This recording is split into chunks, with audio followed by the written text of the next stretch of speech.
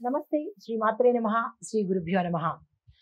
July నెల 9వ తారీఖు 2025 బుధవారం నాటి పంచాంగం ప్రకారము శ్రీ విశ్వావసునామ సంవత్సరం ఉత్తరాయణం గ్రీష్మ ఋతువు ఆషాఢమాసం శుక్లపక్షం. ఈ రోజు సూర్యోదయ సమయము తెల్లవారుజామున 5:51 సూర్యాస్తమ సమయం 6:50 ఈ రోజు తిథి చతుర్దశి రాత్రి 1:33 వరకు. తదుపరి పౌర్ణమి తిథి ప్రవేశము. ఈ రోజు నక్షత్రం మూలా నక్షత్రం తెల్లవారుజామున 4:41 వరకు. తదుపరి పూర్వాషాఢ నక్షత్ర ప్రవేశము. ఈ రోజు వర్జము తెల్లవారుజామున 3:07 నుంచి 4:49 వరకు. ఈ రోజు యమగండ కాలము ఉదయం 7:29 నుంచి ఉదయం 9:06 వరకు. బ్రహ్మముహూర్త సమయం తెల్లవారుజామున 4:15 నుంచి తెల్లవారుజామున 5:03 వరకు. అభిజిత్ ముహూర్తం ఈ రోజు లేదు. నమస్తే.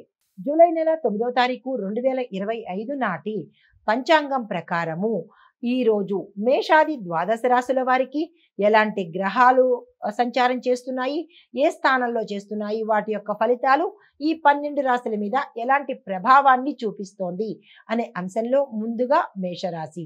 ఈ రాశి వారి యొక్క గ్రహస్థితి చంద్రుడు మీ రాశిలోనే 12వ స్థానంలో సంచారం చేస్తున్నాడు. బుధుడు కర్కాటకంలో సంచారం చేస్తున్నాడు. దీని యొక్క ఫలితాలు అనవసరమైన ధనము వ్యయమవుతుంది.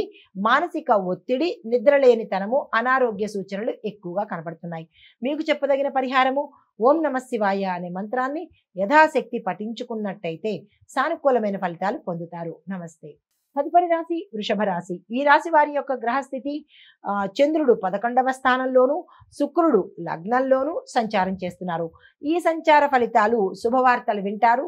ఆకస్మిక ధనప్రాప్తి, ఆదాయం ఆశాజనకంగా ఉండబోతోంది.